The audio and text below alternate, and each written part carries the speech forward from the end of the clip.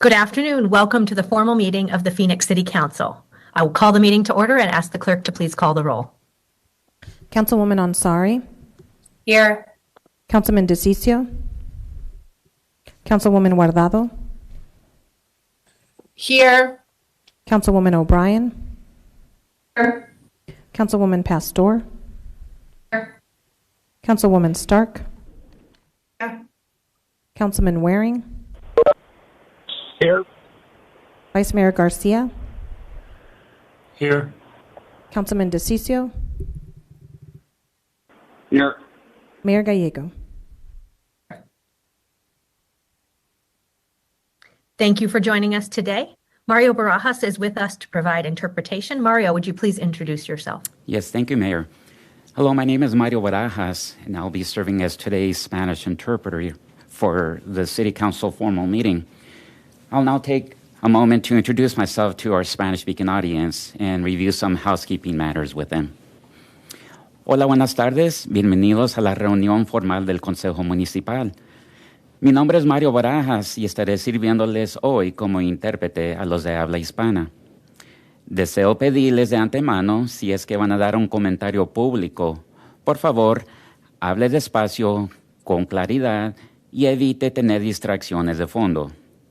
Finalmente, pause después de cada uno o dos oraciones para que les pueda interpretar lo que esté diciendo de la manera más completa posible. Muchísimas gracias. Thank you, Mayor. Thank you. I will turn to our city attorney after we ask the city clerk to read our 24-hour paragraph. The titles of the following ordinance and resolution numbers on the agenda were available to the public at least 24 hours prior to this council meeting and therefore may be read by title or agenda item only. Ordinances number G6918 through 6919, S48088 through 48132, and resolutions 21977 through 21978. Thank you. Public comment plays an important role in our council meetings, and our city attorney will explain that portion of our meeting. Thank you, Mayor. Members of the public may speak for up to 2 minutes to comment on agenda items. Comments must be related to the agenda item and the action being considered by the council. General comments that go beyond the scope of the agenda item must be made during the citizen comment session at the end of the agenda. Speakers must present their comments in a respectful and courteous manner. Profane language and personal attacks on members of the public, council members, or staff are not allowed. A person who violates these rules will lose their opportunity to continue to speak. Thank you. Vice Mayor, do you have a motion on item 1? Yes, Mayor. Motion to approve mayor and city council boards and commission nominations. Second. Motion and a second. Any comments? All those in favor, please say aye. Aye. Aye. Aye. Any opposed, please say nay. Congratulations to our new commissioners. Liquor license applications. Vice Mayor, do we have a motion? Motion to approve items 2 through 20, except items 19 and 20. Second. Thank you. We have a motion and a second. Any comments? All those in favor, please say aye. Aye. Aye. Aye. Aye. Any opposed, please say nay. Passes unanimously. We next move to item 19, which is a license in Councilman DeCiccio's district. We do have the applicant here to comment. I will turn to Councilman DeCiccio. Mayor, don't need a presentation. I'm going to move a no recommendation on this one. They still got some issues that they got to work through, but they can work all those through the state. The applicant just needs to be aware that we're just a recommending body. We don't say yes or no, but the state finally does. And that's the best they're going to get today from me. Thank you, Mayor. Thank you, Councilman. Do we have a second? I will second. Second from Councilwoman Stark. We do have Rory Kelly here. Rory, you have the floor is yours.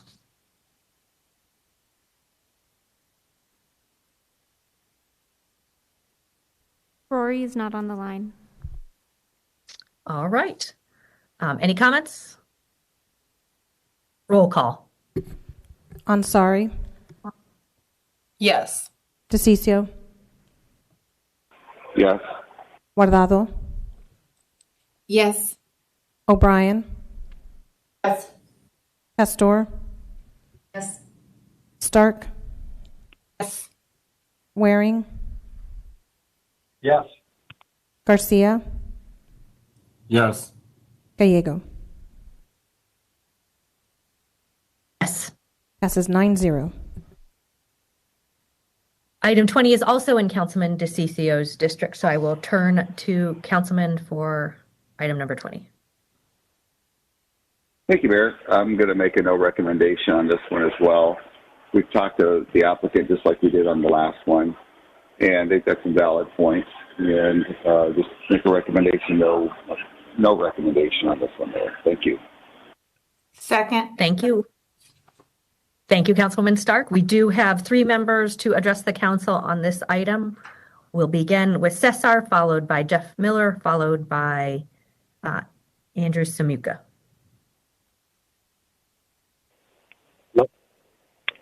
Hello.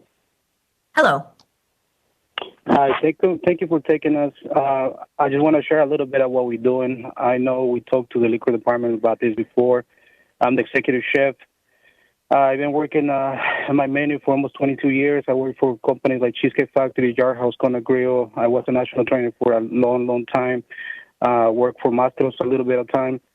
And I've been putting a lot. When they hired me, they told me to do something unique, something different, and I've been working on it. I know liquor department keeps saying that we're not a restaurant, but I got like $40,000 worth of equipment in the back.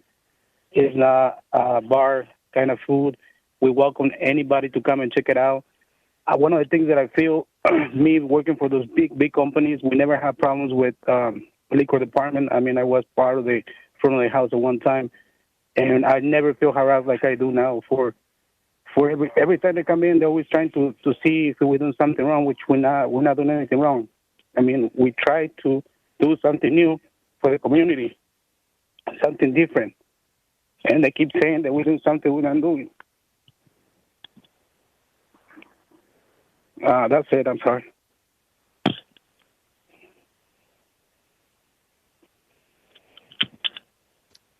Thank you, Mr. Miller.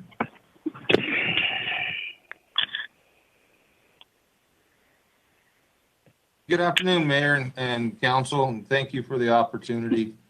This Coyote Mexican Cuisine, appreciate the no recommendation. It'll give them a chance to make sure we can work with the local PD and the Department of Liquor to ensure we get all issues addressed. It's a great organization. They're doing some great things for the community up there. I've eaten there.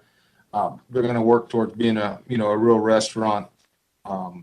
And it's just, they took over a business and kept the name so they didn't get rid of some of the customers. They're going to be renaming it and kind of rebranding and coming back out to work with the Department of Liquor to address any issues. So thank you, Mayor and Council, for the opportunity.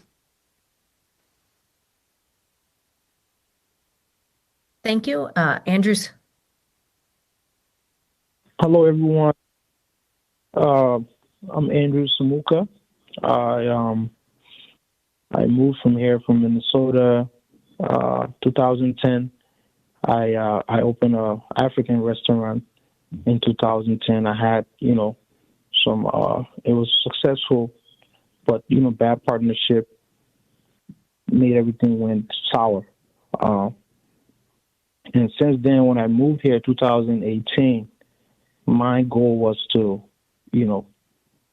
pursue that same dream and make it happen here. So, since then, I've been searching different venues. I went through certain situations where I was almost getting the venue, but then, the previous owner and the landlord, was going back and forth on the items that are in the building. So that didn't work out well. In the process, I got an opportunity to purchase this business that was, going out of business.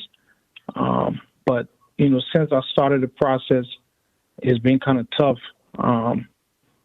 Just trying to start a new business trying to, put things on, in order and, hire the right people. Just that stress of starting a new business and hoping it goes well, was already on me. But then, we had a visit by one of I think somebody from the police department and two other police officers. But one of the things that's really getting to me is I'm being pushed on the side, and some other negativity is being pushed on me as well. As far as me being, as far as me being used or something like that. I wasn't sure what the the words, the mean words were that they used, but my thing is just hopefully to get the support from the city and also the police department, because what I'm trying to do here is really good. I'm a clean. Thank you all for your testimony. I think it is important to note that the previous ownership group associated with this did have some very serious concerns, and I appreciate our police department looking into this. Councilman DeCiccio, any further comments before we vote? No, Mayor, just, I appreciate all the work that the police department made on this one and the previous case, and I know that we're in a disagreement on that, but we've done a little bit of research ourselves on it, and they seem to be pretty, they just want to make it, I don't ever want to get in somebody's way of being successful in life unless there's some type of hidden ownership that we have to prove, or some type of dirty, laundering of money or things like that. And right now there isn't anything on this. So I hope that these guys are successful. I hope they do what they say they're going to do. And at the end of the day, they still got to fit and match the 60-40 rule. And if they don't, they'll be in front of us again, or they'll be in front of the state on their license. So best of luck to them. Best of luck to the previous owners. Like I said, I just want people to be successful. Thank you, Mayor. Thank you. Any additional comments? Roll call. Ansari. Yes. DeCiccio. Yes. Guardado. Yes. O'Brien. Yes. Pastor. Yes. Stark. Yes. Waring. Yes. Garcia. Yes. Gallego. Yes. Passes 9-0. City Clerk, are we ready for ordinances, resolutions, new business planning and zoning? Yes, Mayor. Vice Mayor, do we have a motion? Yes, Mayor. Motion to approve item 21. Good. Maybe the omnibus motion? Yes. Sorry about that. Maybe a slower meeting if we want one by one. Yeah, okay. Motion to approve items 21 through 84, except the following. 21, 24, 34, 35, 37, 38, 39, 53, 55, 56, and item 49 is continued to December 1st, 2021, and excluding these items for public comment, 29, 54, 55, and 82. Second. Nicely done. Thank you. Any corrections? Roll call. Ansari. Yes. DeCiccio. Yes. Guardado. Yes. O'Brien. Yes. Pastor. Yes. Stark. Yes. Waring.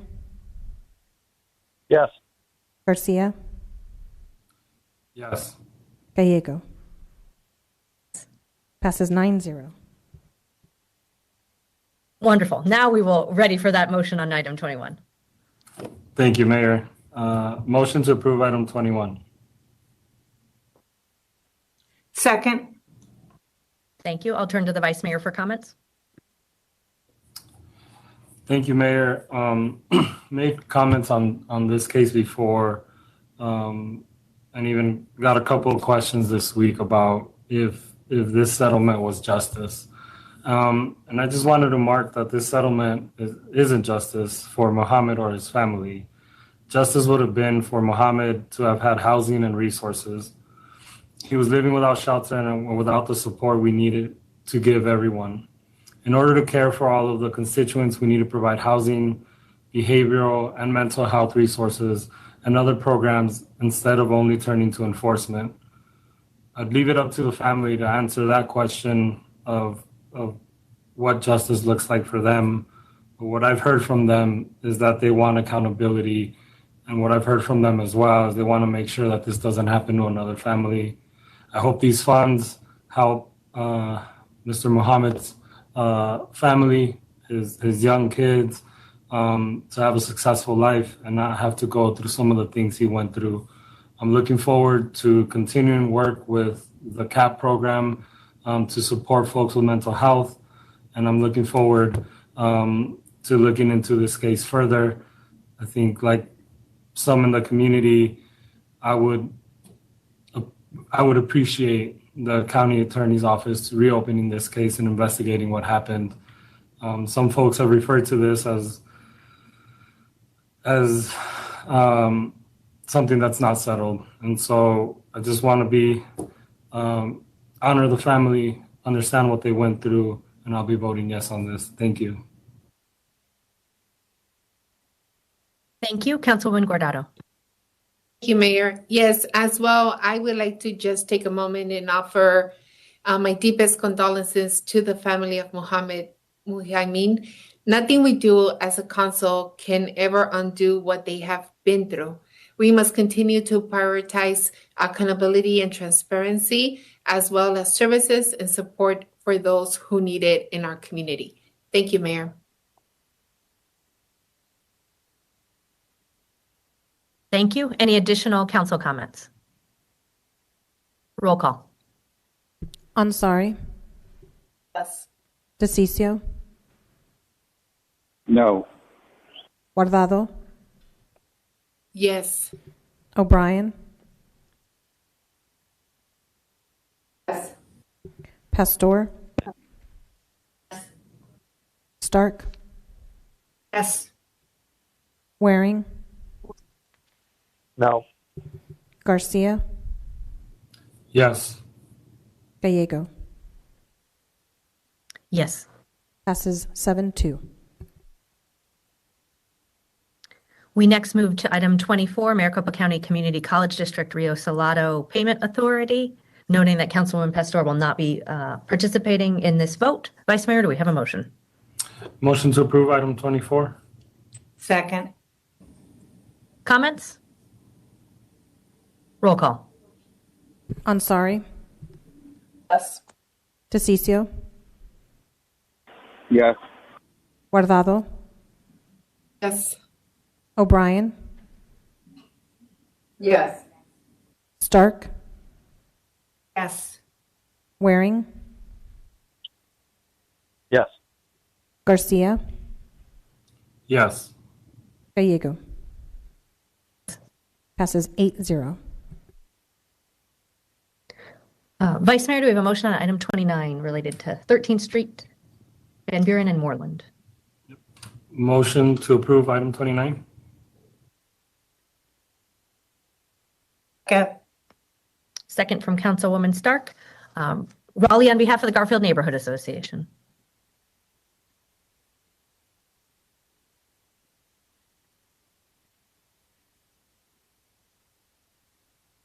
Thank you, Mayor and Council. This is Raleigh Dombeck, 767 East Moreland Street. And we just wanted to say thank you for moving forward with this project. It's been a very long time coming.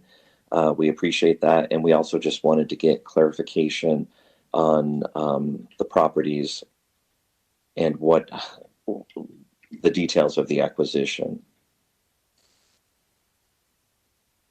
Wonderful, thank you. I believe our streets director is coming up to the microphone. Could you tell us a little bit more about this project? Mayor, members of the council. This project, the 13th Street project, is one that had a lot of support several years ago, and we've been working very diligently to complete the design of this project.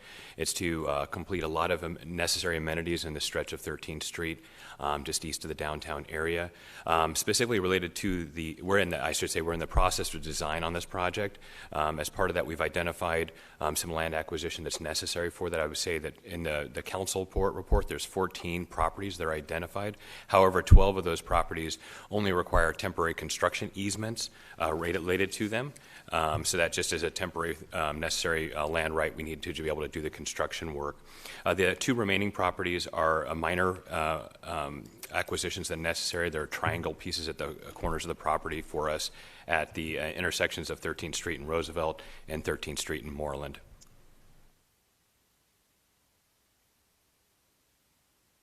Thank you for that update.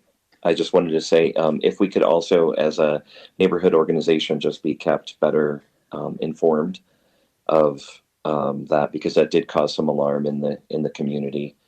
So thank you. And I know I had listed myself as neutral, but obviously as an organization, we are very in support of this project continuing forward, and we'd like to thank everyone in the city for their efforts to keep it moving forward. Thank you.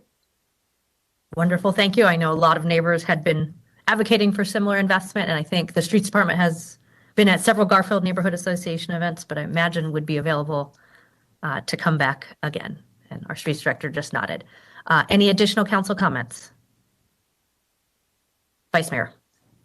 Thank you, Mayor, and thank you, Keeney. I think just echoing what the Garfield organization wants is a little bit more communication. I think they fought really hard, showed up to a lot of our budget hearings and did a lot of work to make sure that this happened. So really excited this is happening, obviously in supporting the item, but thankful Keeney's here to explain it and would appreciate more communication with the neighbors to make sure that we all get to celebrate and enjoy all this amazing work and the new infrastructure that's going into 13th Street. So thank you all. Will do, Vice Mayor. Roll call. Ansari, Yes. DeCiccio, Yes. Guardado, Yes. O'Brien, Yes. Pastor, Yes. Stark, Yes.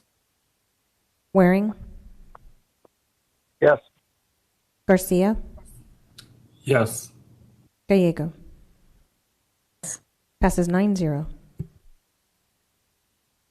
Thank you. Next, we move to item 34, Home Investment Partnerships Program Call for Interest. Vice Mayor, do we have a motion?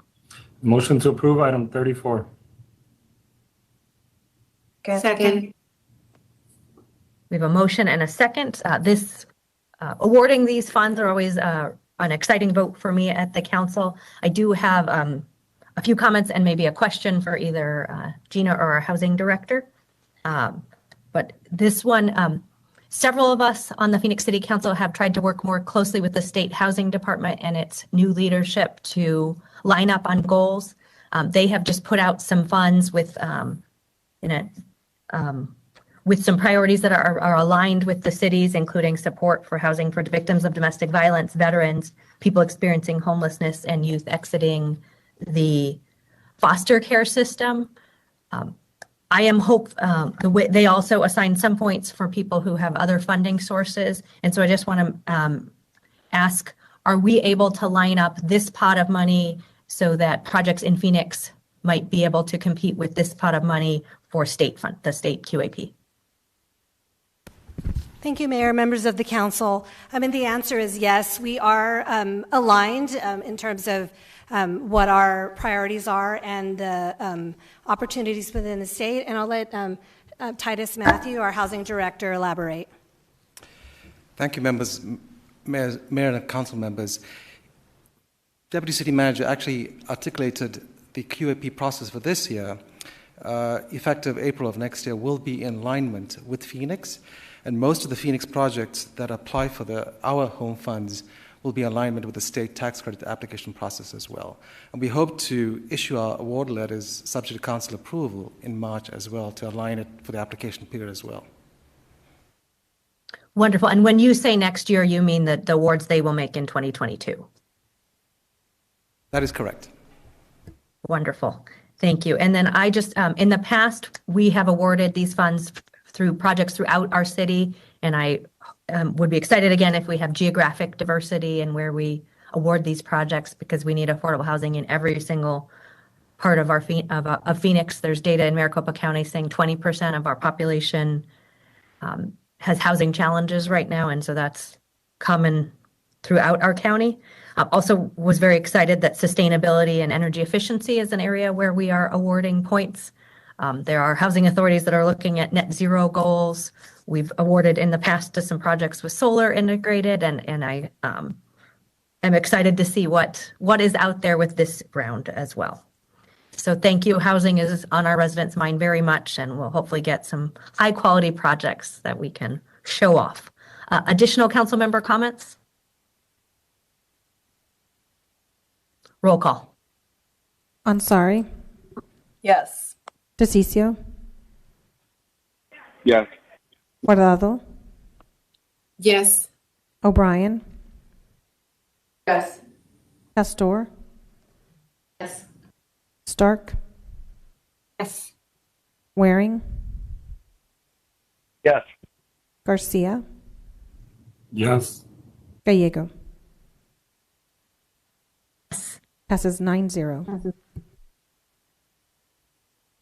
Thank you. Next, we go to item 35, which is agreements with Aunt Rita's Foundation and the Arizona Community Foundation to support the Fast Track Cities initiative. Do we have a motion? Mayor, I have a motion. Councilwoman Pastor, one of our chairs of the Fast Track Initiative Committee. I have a motion to authorize to enter the agreements with Aunt Rita's Foundation and the Arizona Community Foundation to And I support will the second. Fast Track Cities. Go I ahead. will second.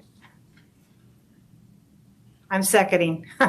The second co-chair, Yes. or the co-chair, not the second. Councilwoman Pastor, comments. Yes, thank you. I wasn't sure what to do. I just wanted to thank staff and Fast Track Cities for really working hard and making this happen, and the efforts that they did during the budget of pushing or advocating for a budget for Fast Track Cities. And this is one way that we will get some dollars out into the community and be able to reach our goal to end AIDS. And so I'm really glad we're doing this. Thank you. Thank you. Thank you to you and Councilwoman Stark for chairing this very important committee. We'll turn to Councilwoman Stark. Thank you. I want to echo the comments that Councilwoman Pastor made. It is an amazing group of people on this committee that are very, very vested and passionate in this cause. And I too want to thank them as well as our great staff. Thank you, Mayor. Thank you. HIV is 100% preventable and 100% treatable, and we can do so much more to lead the way in this area. I'm very proud that the city has been a fast track city since 2016, and I want to thank you guys again for the work you have done as co-chairs.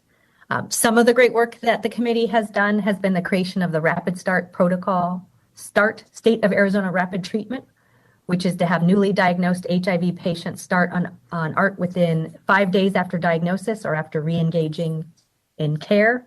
We have gotten international recognition for the work that we have been doing in this area, and we are making good progress towards our goal of ending HIV by 2030 and eliminating the stigma and discrimination associated with HIV and AIDS. So more work to do, but today is an exciting step forward, and I know this was a priority of our community and our council in the budget, and it's good to be moving forward. Additional comments? Roll call. Ansari, Yes. DeCiccio, Yes. Guardado, Yes. O'Brien, Yes. Pastor, Stark, Yes. Waring, Yes. Garcia, Yes. Gallego. Passes 9-0. We next move to 37, Golf Management System. Vice Mayor? Motion to approve item 37. Second. We have a motion and a second. Comments? Okay, I have a question, Mayor. Councilwoman O'Brien. Thank you. Is there someone there available to explain how the system works?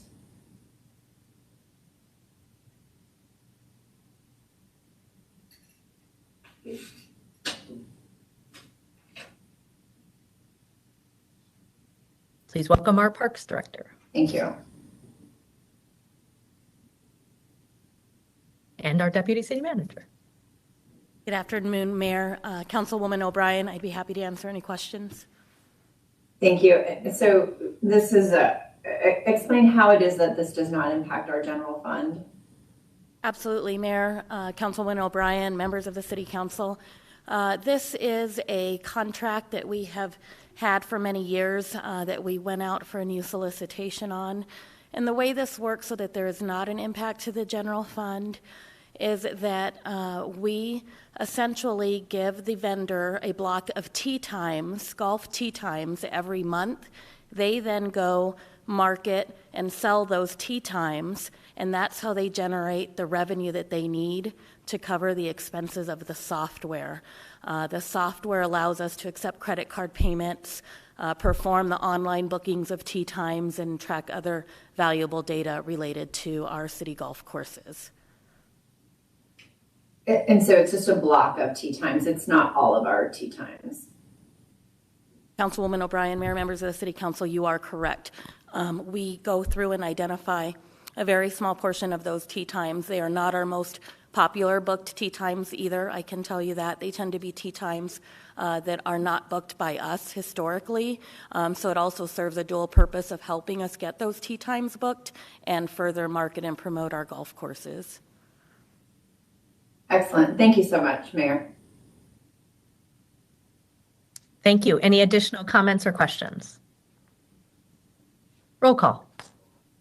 Ansari. Yes. DeCiccio. Yes. Guardado. Yes.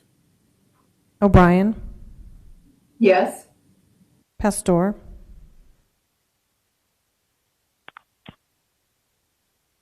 I'm sorry, Pastor. Yes. Thank you. Stark. Yes. Waring. No. Garcia. Yes. Gallego. Yes.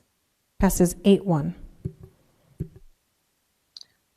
We next move to item 38, which is public hearing and resolution to approve the 2022 Downtown Enhanced Municipal Services District assessments.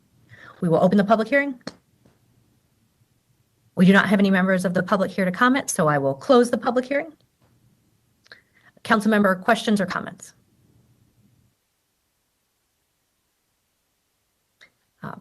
Thank you all. This one will be something I am looking forward to supporting, as well as item 39, which is a related item. Coming out of COVID, it has been powerful to see the momentum in our downtown compared to other peer downtowns, and we appreciate our partnerships with the Enhanced Municipal Services District. We have now more restaurants in our downtown than we did pre-pandemic, and 83% of them are, both the restaurants and retail businesses are locally owned. The Services District has helped us navigate and avoid some of the challenges with small business closures that have plagued many of our downtowns, and we appreciate their creative marketing.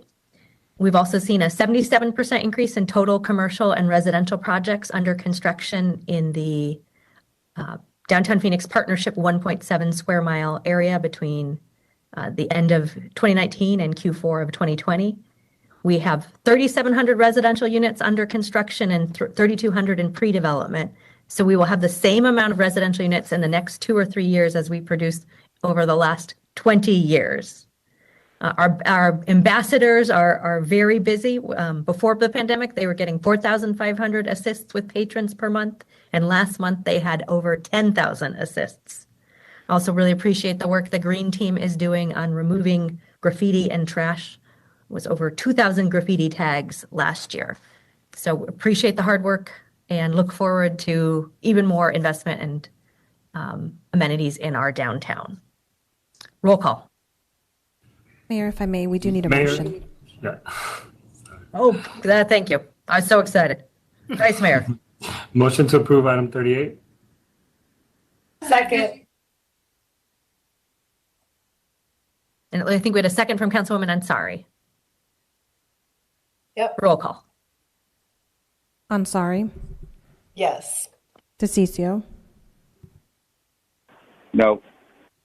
Guardado, Yes.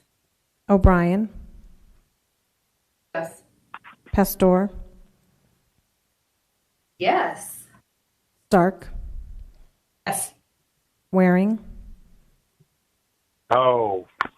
Garcia, Yes. Gallego. Passes 7-2. Item 39 is a companion item to pay the invoices for the Downtown Enhanced Municipal Services District. Vice Mayor, do we have a motion? Motion to approve item 39. Second. Did we get a second? Yes, Mayor. All Okay. right. Any comments? Roll call. Ansari, Yes. DeCiccio, No. Guardado, Yes. O'Brien, Yes. Pastor, Yes. Stark, Yes. Waring, No. Garcia, Yes. Gallego. Passes 7-2. We next move to item 53, which is updating our city code regarding impoundment of vehicles cited for racing or reckless driving. Will our city clerk please read the title? Item 53 is for Ordinance G6919, an ordinance repealing Ordinance G6822 and Chapter 36, Sections 36-70.01 through 36-70.04 of the Phoenix City Code regarding the impoundment of vehicles cited for street racing or reckless driving and making all required conforming changes. Thank you. Do we have a motion? I move item 53. Second. Yes.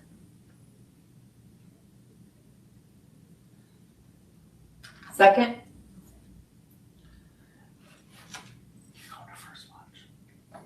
Wonderful. And just, I'm sorry, I'm having a hard time hearing. As far as city clerk, we got a motion in a second? Yes, Mayor. All right. Any comments? Mayor. Councilwoman Pastor. I would like to thank all of those that worked on this item.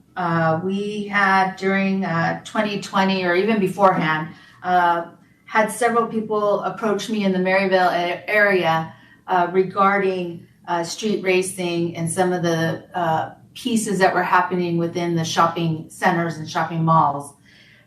So those that collectively worked on this, worked on it for quite some time. I would like to thank former Councilwoman Delda Williams, because she also led this piece, and glad to see it here. There was legislation that was passed at the state to help us in this process and to change the code. So I'd like to thank all of those that were a part of this.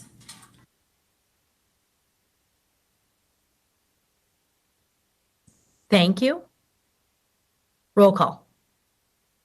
Ansari, Yes. DeCiccio, Yes. Guardado, Yes. O'Brien, Yes. Pastor, Stark, Yes. Waring, Yes. Garcia, Yes. Gallego. Yes. Passes 9-0.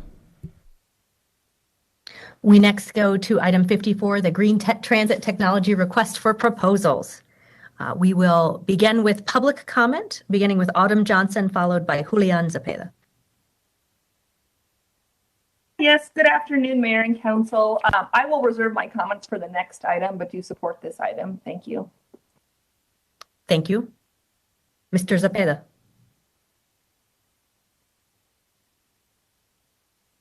I'm also gonna wait for my.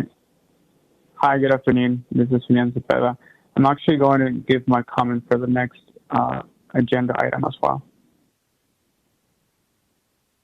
Wonderful, and everyone will just have 2 minutes on that item. This is an exciting item that allows us to make sure we have the understanding of the best technology out there and support a sustainable transit system. Councilwoman Ansari, do you have a motion? I move to approve item 54. Second. And a second. Any comments? Councilwoman Ansari. Just say I'm very excited about this item. This is a really, really big step forward just a couple weeks after we adopted our climate action plan. I do have a couple of questions. I don't know if I can answer them offline, but I guess I know this is a $25 million test program. And just to say that I really hope that this will be successful and that as we try to meet our goals, both around city fleet electrification, but also the infrastructure that's necessary to make sure we get there. I hope that we will have future requests for proposals that focus on the infrastructure pieces there so that we can move our city along as fast as possible. But excited to be moving forward with this. And I think that I'm very confident that it will be a big success for our city. Thank you. Thank you. Councilwoman Phoenix has long been a leader on sustainable fuels, and hopefully we can continue to lead the way with the result of this. I would encourage our partners in the private sector to please participate in this. We have a robust transit program that is only growing, and it's such an exciting time for our country with the Infrastructure and Jobs Act passing this week. Councilwoman Pastor. Yes, and I would also commend the both of you for really leading the way.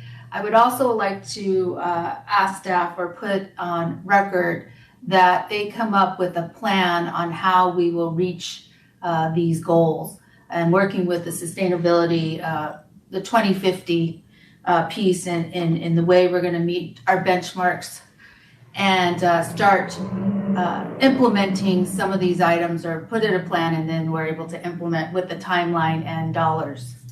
So commend you both for going to the conference and bringing back some great ideas and getting started within Phoenix. Thank you. Thank you. Roll call. Ansari. Yes. DeCiccio. No. Guardado. Yes. O'Brien. Yes. Pastor. Yes. Stark. Yes. Waring. No. Garcia. Yes. Gallego. Yes. Passes 7-2. Thank you. Next, we go to item 55, which is purchase of bus contract. We will begin with public comment. We'll begin with Maggie Acosta, followed by Don Emiden.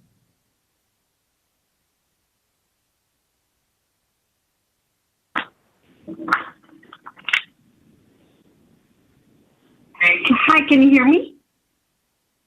Yes, we can.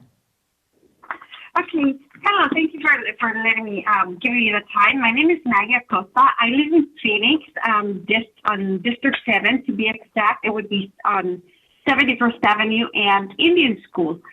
The point is, Phoenix has just passed this climate action plan. From my understanding, we have a goal of reaching net zero emissions and improving our city's air quality. If we use buses powered by compressed natural gas instead of converting to electric, hybrid, or hydrogen-powered vehicles, we will probably fail. I have lived in Phoenix for the last 25 years and have observed the valley become polluted over time. And this is largely in part due to our reliance on gas-powered vehicles. This pollution has been affecting a lot of people, elderly, young, people with health issues like myself with asthma.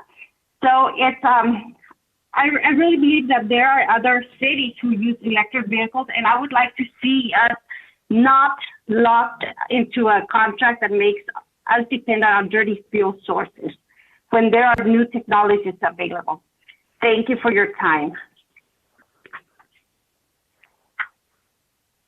Thank you. Don will be next, followed by Katie Lavra.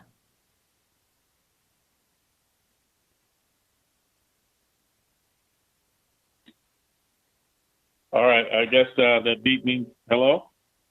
Yes, Don. Hello, Don. Yeah, you can hear me okay. Esteemed council, my name is Don, and I live in District 4 of Phoenix. I'm speaking to urge the City Council to reconsider this contract. Compressed natural gas should not be the future of our transit system, and we need to seriously consider zero-emission alternatives. Phoenix just passed the Climate Action Plan, so we need to be forward-thinking and innovative if we want to achieve net zero and attain our air quality goals. The fact is that CNG-powered buses are one of the most polluting options, second only to LNG, and locking us into decades more of dirty fuel sources is not in line with science and will cost us dearly in economic and public health impact, and may delay goals set by our newly adopted Climate Action Plan. Technologies for renewable energies and electric vehicles is rapidly improving, and our federal government is investing heavily into electrification. So locking our city into 5 more years may cause impact. I just lost my place. My goodness. 5 more years. Locking us into, I'm sorry. Okay. Is irresponsible both from a fiscal and economic perspective. I'm sorry about this, folks. At the very least, this contract should be required to be reviewed and voted on annually so that we can consider new zero-emission technologies on a regular basis. Thank you for this opportunity to speak and be heard.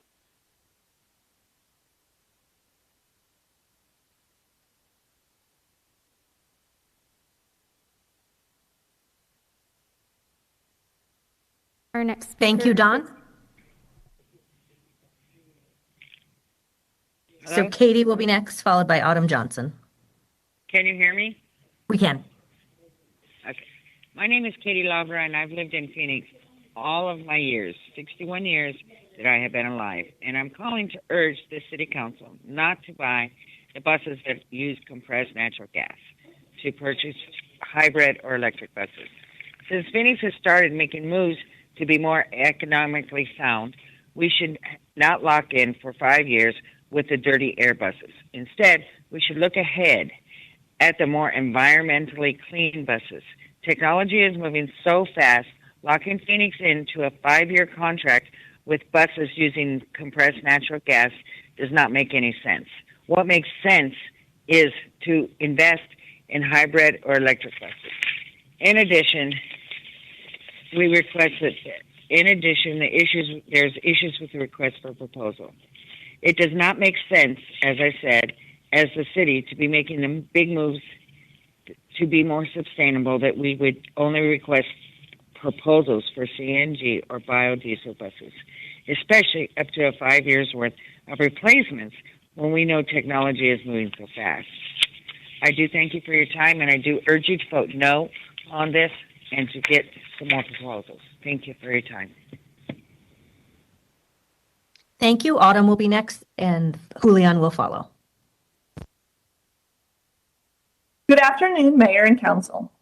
My name is Autumn Johnson with Tiara Strategy, Public Interest Policy Advocacy. I would like to encourage you to vote no on agenda item number 55. As you know, and as other callers have previously stated, the city recently passed an ambitious climate action plan that calls for 50% economy-wide carbon reductions by 2030. Continuing to invest in fossil fuel transit or fleet vehicles is incompatible with this goal, with the best available climate science, and with the enormity of the crisis before us. The city should be looking to invest in electric or other zero-emission vehicles. It should not continue to rely on emitting vehicles. This is a step in the wrong direction. In addition to climate change, vehicles are a significant contributor to ozone, and Clean Air Act compliance is already a problem for Maricopa County. At the very least, any RFP issued for new transit vehicles or other procurement should be all source. It is important that other technologies be allowed to compete on an equal playing field. We simply do not know what other more cost-effective options are available without that information.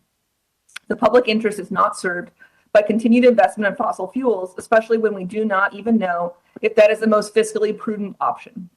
Finally, many other cities, including those with comparable climate to Phoenix, are moving to electrify their buses. Tucson, for example, has 5 electric buses and will be adding 5 more in 2022. Miami has 75 electric buses. Batteries perform better in warm climates than cold.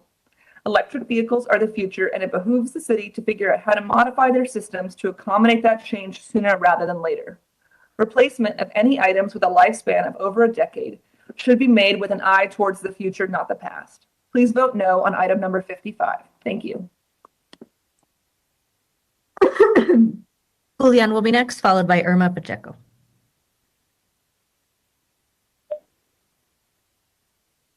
Hi, everyone. I'm Julian Cepeda. I am calling on behalf of CHISPA, an environmental justice organization, and I'm calling to also ask the City Council to reconsider this contract. Compressor natural gas is not the future of our transit system, and we need to seriously consider cleaner, zero emissions alternative solutions for our city. And also, the federal government just passed the largest investment ever made for public transit and electrification. We should wait until we know how much money the city of Phoenix is getting to electrify transit before we even sign a $145 million contract for CNG buses. Providing this 5-year contract today is not physically responsible, and I want to also take the time to say thank you for the city council members who are taking the lead on making sure that the city does move forward with renewable electrification of buses. And I also ask the city council to vote no on agenda number 55. Thank you. Thank you. Irma will be next, followed by Joanna, our final speaker today on this item. Hi. Hello, you can hear me? Yes, we can. Hello? Oh, yeah. Yes. Good afternoon. My name is Irma Pacheco, and I live in 7th District. I'm calling to urge City Council to reconsider this contract because in my area, there is a lot of pollution. There is already many recycle companies that emit a lot of pollution. Compressed natural gas is not the future for a transit system. And we need to seriously consider cleaner zero emission alternatives. The city of Tucson just purchased 5 electric buses from Jelic. The very company staff is proposing to buy a CNG buses from. They also committed to 5 more into 2002. Miami-Dade County has 75 electric buses from Potrera. Phoenix will be already a leader on this front, and if other hot cities can make the shift to electric, we should too. So at the very least, this contract come back to vote annually so we can consider new zero emission technologies on regular basis as a part of this contract. Thank you for the opportunity to speak today. Thank you so much. Thank you. Our final speaker will be Joanna. Good afternoon, Mayor and City Council members. My name is Joanna Struther, and I serve as the Senior Director of Advocacy for the American Lung Association. As a public health organization, we urge you to vote no. Phoenix has some of the worst air quality across the country. The American Lung Association's 2021 State of the Air report ranked Phoenix as the 5th most polluted city for ozone, 13th most polluted city for unhealthy particle pollution spikes, and 8th for the most annual particle pollution levels. These dangerous levels of air and climate pollution exacerbate respiratory and heart conditions and is especially harmful to children and persons with asthma and COPD. Vehicle emissions are the largest source of our air pollution burdens. The American Lung Association's 2020 Road to Clean Air report revealed that transportation electrification could yield up to $1.5 billion in health benefits in Arizona annually. Through the adoption of electric cars, buses, and medium heavy-duty trucks, in addition to increasing levels of non-combustion energy sources. All electric transportation can save lives, prevent asthma attacks, and avoid lost work days. Just last month, the American Lung Association spoke in support for the Climate Action Plan and celebrated its adoption. So locking Phoenix into a 5-year contract for polluting buses does not make sense. You just heard the federal government passed, and everyone knows, the largest investment made for public transit and electrification. You also heard the city of Tucson just purchased 5 electric buses and are committed to 5 more next year. Phoenix should be a leader on this front and make the shift to electric too. Investing in clean air means investing in our health. I ask you to consider investing in cleaner, zero-emission transit and not CNG polluting buses, especially locking us into a 5-year contract. Thank you. Thank you. That concludes public comment. I will turn to Councilwoman Ansari. Thank you, Mayor. I actually have I wanted to start with some questions, if that's okay. Wonderful. We'll welcome our Deputy City Manager and our Transit Director. Perfect. Okay, so I just wanted to start to better understand the scope of the RFP. Can you please explain what fuel sources were included in this request for proposal? Councilwoman Ansari, this is Mario Paniagua, Deputy City Manager, and here with me is Public Transit Director Jesus Sapien to answer your questions. And I will turn it over to Jesus to answer your questions on the scope of the RFP for what was included in the RFP. So Jesus, do you want to take that? Thank you.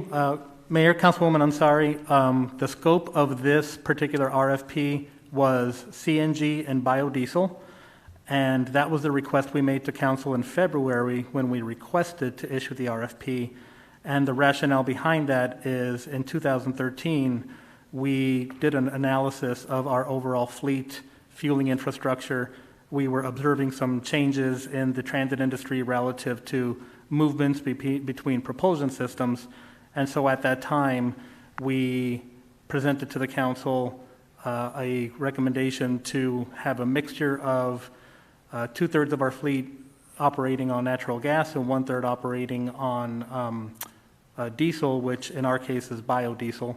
So the issuance of this RFP was following that recommendation for our department. I would just want to add to Jesus's response a little bit more context. Just first of all, I want to thank the Council for the leadership on all we're doing and all of the efforts the city is doing to address climate change and committing to getting to zero-emission vehicles in the future. I want to express the staff's commitment to those goals as well, and the fact that we are continuing to look forward to the future to convert to cleaner buses. Many advancements have been made in the field of electric vehicles, not quite as far along in buses as they have been with smaller vehicles and personal vehicles, but still advancements are happening, and it's a developing technology. As demonstrated with the previous item for the Green Transit Technologies RFP, as well as another item that went through on the omnibus motion, item 57, which was a application to apply for a grant with the FTA to bring in some additional funding for specifically for electric buses and charging facilities. And it was mentioned with the public comments as well the Infrastructure Investment and Jobs Act includes a substantial amount of funding for electric vehicles and electric buses and charging technologies, and we're very excited about that because that's going to enable us to move forward in that conversion. At the same time, it's important for us to maintain our existing fleet of buses and be able to make sure that buses are safe, reliable, and an enjoyable experience for our passengers. We want to make sure that we are continuing to keep our bus riders and attracting even more bus riders. And part of that includes making sure our buses are operating safely and they're not breaking down, or they're not having problems, or they don't look bad just because they're running down and old. And so bringing in new riders is also a way that we get people out of their cars and into buses, and so that's a way that climate change we can reverse what's happening there as well. And so I just wanted to give that context in addition to what Jesus responded on kind of where the RFP, what the scope we asked for. It's making sure that this RFP is making sure that we can keep our fleet in operation at the same time as us moving forward with responding to the council's call for the zero emission vehicles. Thank you, Mario. Well, first of all, appreciate both you and Jesus, as I know that you are committed to transitioning to zero emission, and I appreciate you reaffirming that here. I guess so we know the RFP was limited to CNG and biodiesel. We know that CNG and biodiesel still are, they're still fossil fuels and they're still emitters. I guess what I'm wondering to you is, why was this RFP for 5 years up to $145 million, which is pretty much 6 or 7 times what we just authorized in the item prior to this, which was only $25 million. When, maybe in a year or two, like, I understand the need to replace, my residents ride buses all the time. I don't want them to be riding toxic buses that are falling apart, of course. But from data that you shared with me, I also know that's only really 12 buses this year, and under obligation with contract 40 buses a year. So why was the contract scope so large through such a large period of time?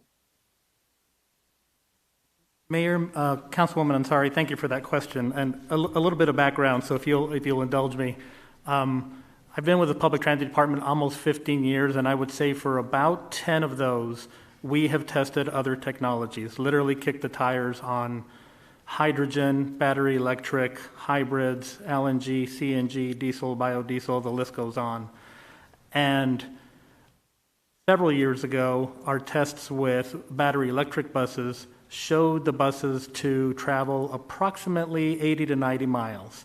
And that was when the vehicle manufacturers approached us and said that they have an estimated distance of 120 to 150. So of course, trying them out in our environment yields a little different result.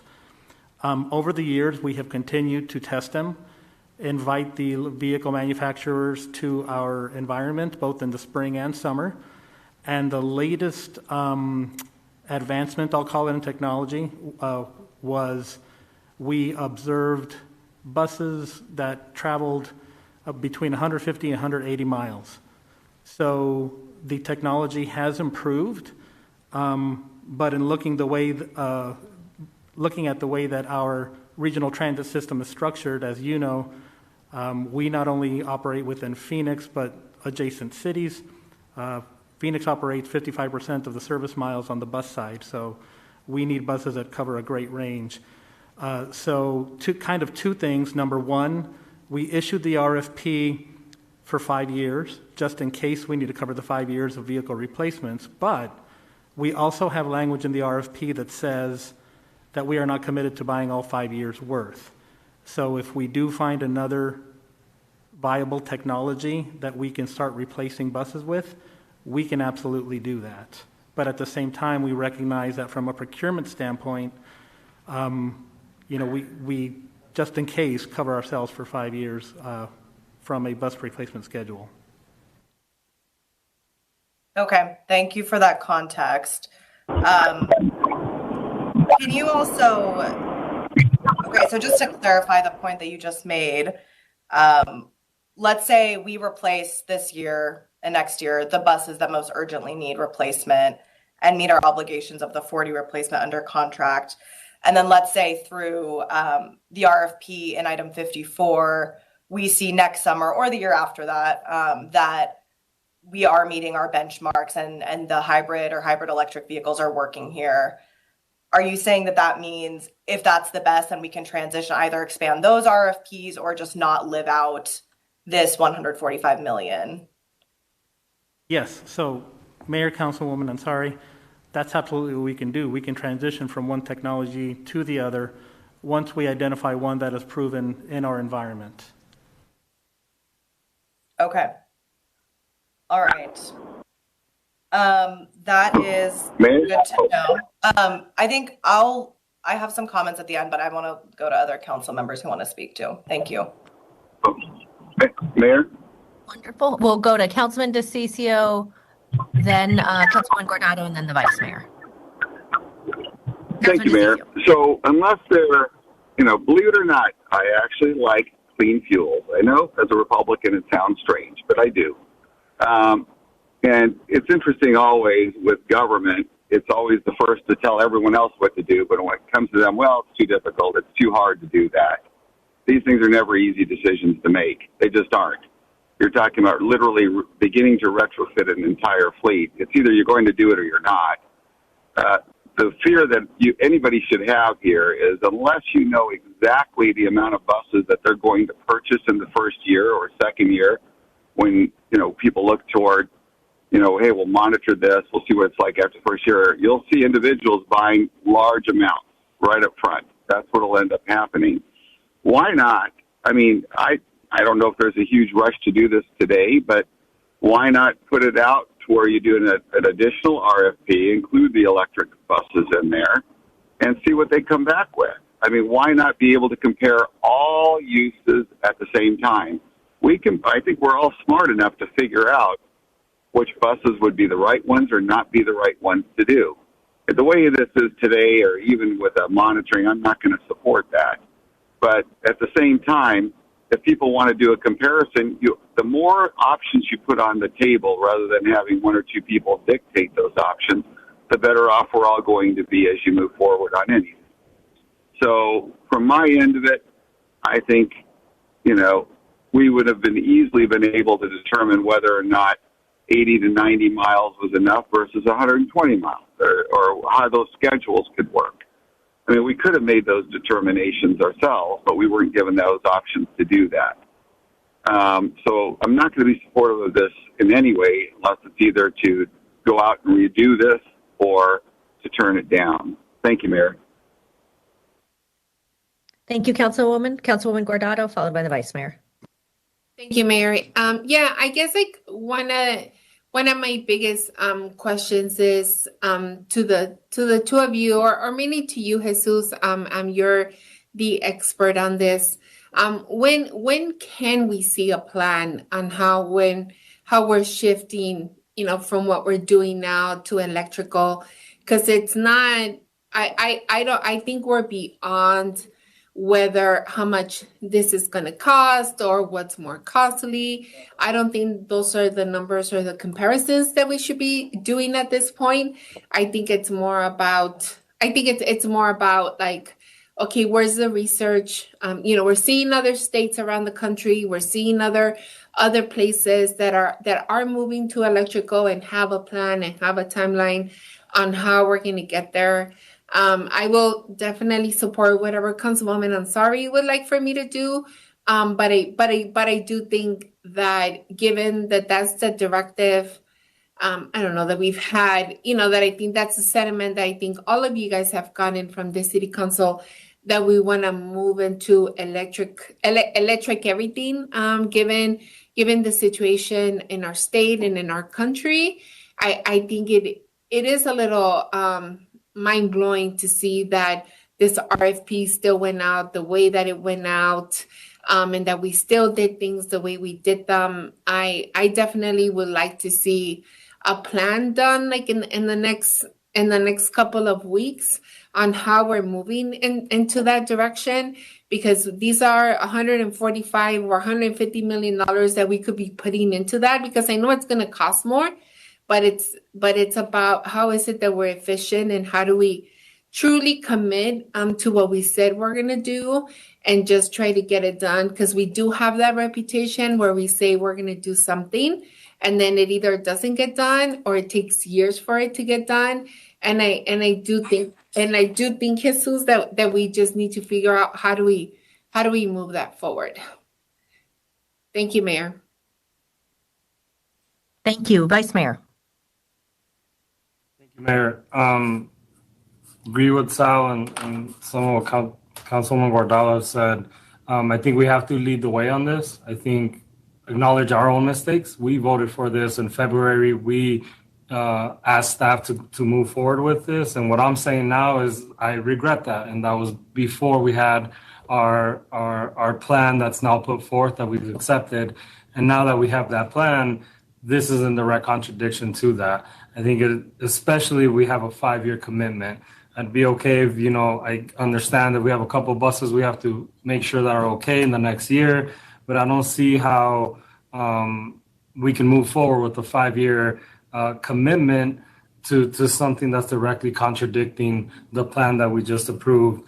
I also want to know how we're working with environmental programs or the new Office of Heat Mitigation to make sure that, all departments or staff are working together to make sure that we're both respecting that plan, but also getting support. Because I know, Jesus, you have to figure out how to get people from point A to point B, and maybe, figuring out what the best bus, what this logistically or how it looks is something that is too much to add to your plate. So what are resources that you may need, whether it's working with other departments or support that we need to give you to make it easier for you and us to follow through with our commitment.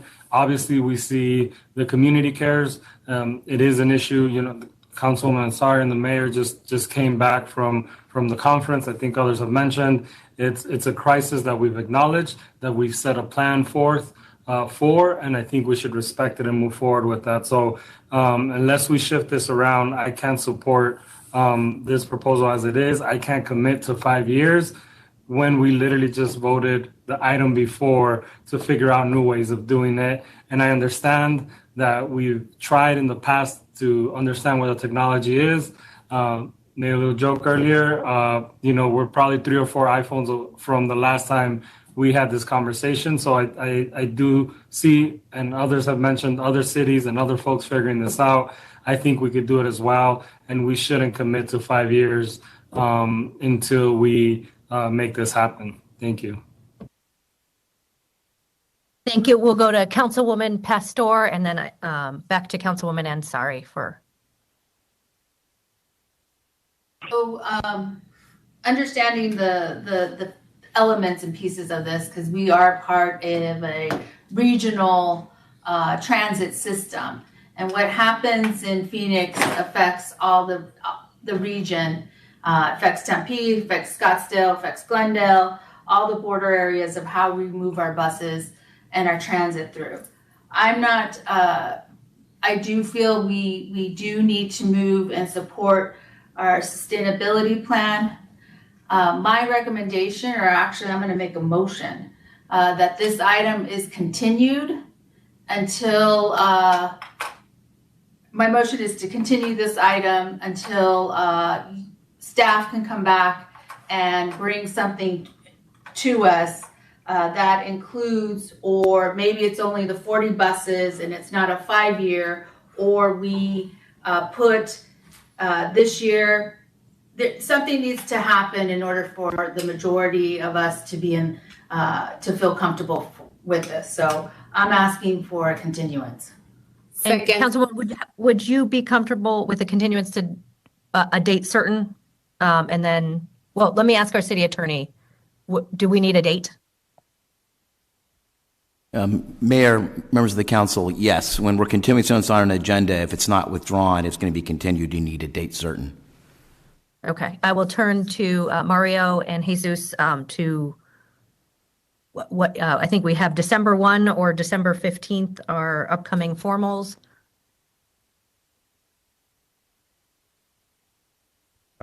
Mayor, thank you. At this point, I would recommend we continue based on what's being requested. Let's see, is it December 15th? Was that December Yes. 15th be the date we continue to, and we will shoot for that date. Councilwoman Pastor, as the maker of the motion, would you be comfortable with the motion to continue to December 15th? Yes, I'm fine with that. Wonderful. And I believe the Councilwoman Guardado was our second? Yes, I'm great with that too. Yes. Wonderful. So then we have a motion on the table to continue to December 15th. Any comments before we vote on that motion? Councilwoman Mayor? Ansari. And then we'll go to Councilman Ansari and then Councilman DeCiccio. Thank you. I will be supporting the motion. I do want to thank Mario and Jesus. And all the council members. I'm excited that there's a lot of interest about this. I think it just shows everyone's really, really wanting the city of Phoenix to lead the way in electrification efforts. I know it may push us behind a little bit, but I just want to reiterate my main issues with this. It's even if there is a good faith effort made to say that we will not live up to the 145 million and all of that,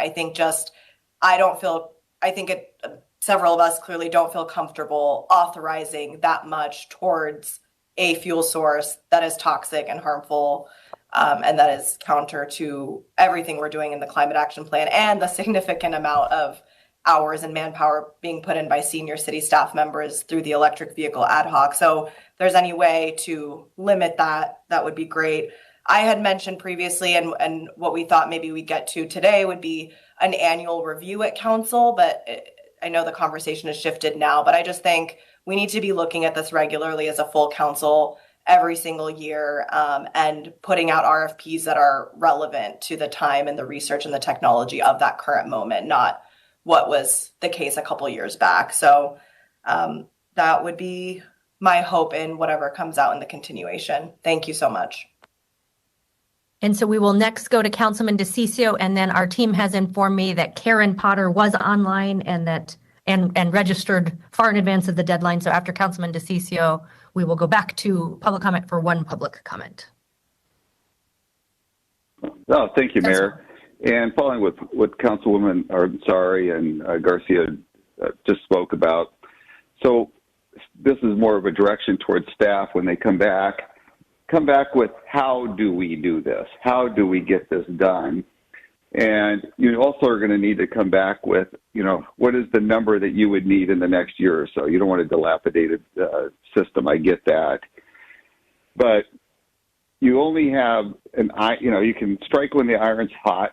This has been more of a notice to some of the other council members that are there. If you make these electric vehicles, I'll support it. You keep it this way under any scope of the imagination, I won't do it. This is your only one opportunity. I like electrical. I think it's a great idea to do that.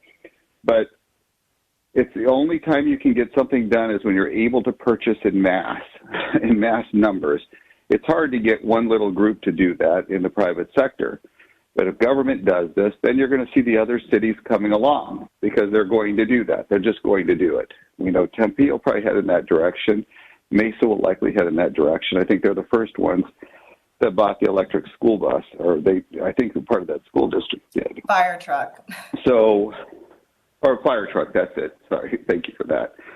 So everyone is heading in that direction to do that. And unless you have an opportunity with this type of massing because of the amount of monies, you'll never get it done. It just isn't going to happen. You can't retrofit an entire fleet like that unless you do it all at one time and able to get everything constructed and put it together. So from my end, for staff, tell us how to do it. How do we get from A to B? Not why we can't. Anybody can tell us that. We need to know how to get there. And to look at it under a situation where, how many are you going to buy in the next year? What's the number? How much are you going to spend? That will tell you a lot, too, where our priorities are, so there isn't a mad rush to purchase a bunch of vehicles. So from my end of it, if you move it to electrical, I'll actually vote for this. Believe it or not, I will do that. But until then, I'm not. Thank you, Mayor. Thank you, Councilman. Appreciate Karen Potter and her patience. We will now go to Karen Potter for public comment. Afternoon, Mayor Gallego. Can you hear me? We can. Thank you. Yeah, thank you. Thank you for the opportunity to come back and to provide comment. And good afternoon again to council members and City of Phoenix staff. My name is Karen Potter for the record, and I'm speaking today on behalf of SWEEP, the Southwest Energy Efficiency Project, which is a regional public interest organization focused on eliminating waste from the power generation and transportation systems in Arizona in order to save all Arizonans money. We would like to thank staff for its efforts in putting this proposal forward today, and thank you all for your efforts and discussion in today's conversation. While we really appreciate the work put into this RFP, respectfully, we do oppose this proposal for two main reasons, really. First, as noted by some of the earlier comments, the request for proposal did not allow for all resources to competitively compete at that same level.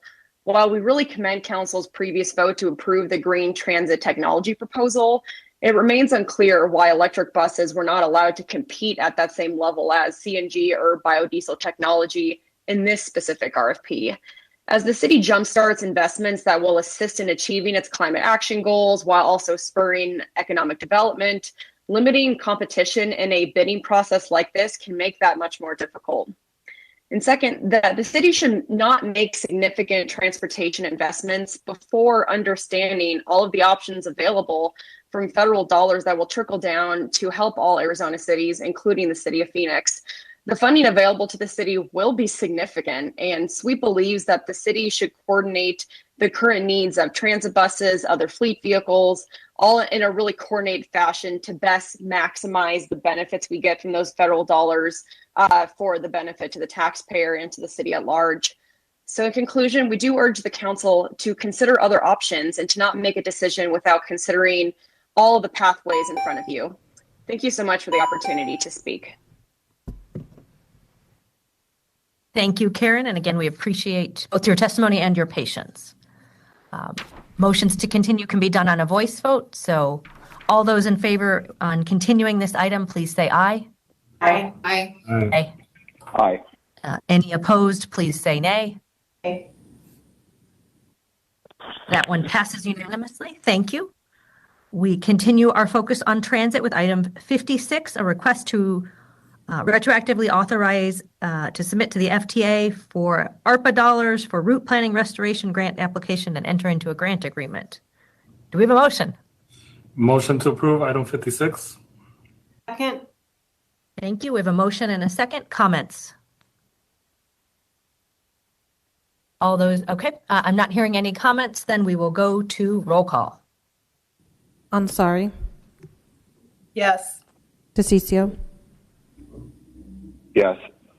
Guardado, Yes.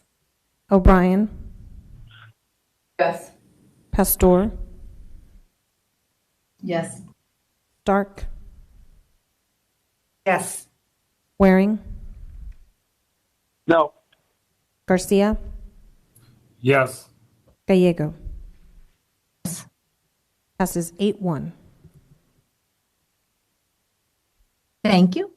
We next go to item 82, which is modification of a stipulation request at 75th Avenue and Baseline. We do have one member of the public, Marc Rodriguez, here to comment. Councilwoman Ansari, this is in your district. I will turn to you for a motion. Thank you so much. I move to approve item 82. Again. Thank you. We have a motion. I did not hear a second. Second. Thank you, Councilwoman Guardado. We will next go to public comment. Marc Rodriguez. Hello, Mayor Kate Gallego and everybody at the Phoenix City Council. Phoenix Mayor Kate Gallego. How are you doing today? Good. We're doing great. You're doing well. I'm doing awesome because I live on right behind 75th Avenue and Baseline because I live on the Meadow Loops West of my neighborhood because I live on 72nd Avenue and Baseline. That's my area, even though I live in District 7. And I hope you have a great time. And I hope you guys got your holiday card, especially you, Mayor Kate Gallego. I hope you got it, especially all of you. I talked to you guys, all you guys in the office and all that because you guys received it because I hope you give me a card in December because I'm waiting for that. And Yazzie, I hope you got your last week that I talked to you and also everybody. And I live in this neighborhood because this neighborhood's kind of nice and all that stuff. And I like living in District 7 because it's my area. And also like a shout out, Yasmin Ansari, Betty Wangado, Laura Pastor, Deborah Stark, Ann O'Brien, Carlos Garcia, Jim Waring, Sal DeCiccio, even though I'm not a fan of you, Sal, but it is what it is, dude. Because I know I like talking to you, all of you guys. And Mayor Kate Gallego, I hope you get your holiday card. And Jim Waring, I hope you got yours. And Sal, even though I'm not a fan of you, I give your card to your office, but hey, it is what it is. But, Mayor Kate Gallego. Thank you for that, Mark. I did get it. Thank you, Mark. You're welcome, Sal DeCiccio. I'm not a fan of you, dude, but I respect you, dude, because it's kind of cool to talk to you guys. And Yasmin Ansari, I hope, even though I like talking to you all the time, because, hey, it is what it is. And thank you, Sal, for that, because I'm not a fan of you, but hey, Mayor Kate Gallego, members of the city councils, and also, I want to say happy Thanksgiving to all of you. Have a wonderful time. Happy Thanksgiving to all of you. Thank you so much, Mark. Happy Thanksgiving. Happy birthday. So Mark is in support of item 82. Roll call. Ansari. Yes. DeCiccio. Yes. Guardado. Yes, and Mark, I did get your card and your pictures. Thank you. O'Brien. Yes. Pastor. Yes. Stark. Yes. Waring. Thanks for the card, Mark. I saw it. Yes. Garcia. Yes. Gallego. Yes. Passes 9-0. Thank you. That is our final item for today's council meeting. We are adjourned.